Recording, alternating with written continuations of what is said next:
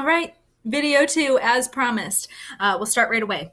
The Union fighting strategies during the Civil War. Actually, a pretty good military strategy. They called it the Anaconda Plan. No, please do not start singing that stupid rap song, all right? The Anaconda Plan was to first conquer the Mississippi and then divide the South in half, right? You're not going to be as strong if you're only half manpower, right? So that was their goal. Cut them off at the Mississippi River and then focus one side at a time, right? You see this strategy in a lot of wars, maybe not specifically with the Mississippi River, but you will see this: cut them in half, fight them. They can't fight on two fronts at once, right? That's going to be impossible. As the war progressed, so did their tactics. They decided to not only take the Mississippi River, but they wanted to block any southern ports, right? The South was still getting some, not a whole ton, but they were still getting some aid from England and France. Remember, because of their cotton supplies. So the North said, if I just block that off, your economy is going to suffer, and that's usually how you make a country surrender, right? Anyway, Richmond, Virginia, which was their capital city, and also destroy their morale, right? If you get the people in the South to not be behind the war anymore, the president, Jefferson Davis, would have felt immense pressure to surrender, right? Disadvantages, though, all right? And advantages. So advantages in the North. We had more people here, right? Because we had a lot of immigrants, which we already talked about was kind of already an issue. They didn't want to fight in this war. We had a better industry, right? So we had more factories, more people to work in more factories to make more supplies for wartime, right? It was awesome. Remember, we chose to industrialize while the South didn't. And I told you it was going to come back to bite them one day. Guess what? It's biting them now, all right?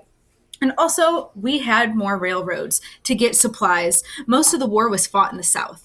Okay, so we had more railroads to get our supplies from, let's say, New York City, all the way down to Birmingham, Alabama, just a random place. I'm not actually sure if the Civil War went there or not.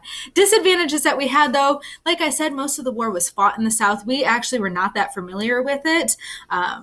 They just didn't venture. This wasn't really a time for vacationing for many people, so they weren't familiar with like Myrtle Beach and Orlando, right? So they didn't know the South. It was hot all the time. If you've ever been to the South, it's literally 1,000% humidity every single day and 8 billion degrees. It's awful, very swampy. So anyway, they're not used to that. They're wearing wool uniforms, right? Outfits made out of wool. If you've ever worn wool, not only is it itchy, it's hot, right? Soaks up all your moisture. So like when you sweat, you actually get dehydrated if you're not sweating.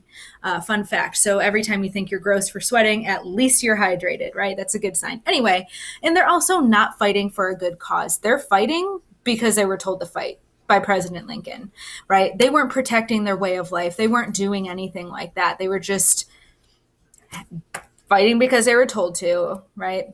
The Confederate, though, look at these guys, right? Their defensive strategies was protect their way of life. That's it.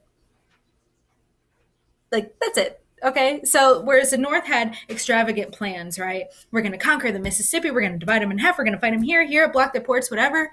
The South was just like, keep on fighting. Woo! Right? So anyway, they also wanted to put pressure on our nation's capital because and they just had a stronger desire to win. So that's their fighting strategy. That's what they're going with. All right.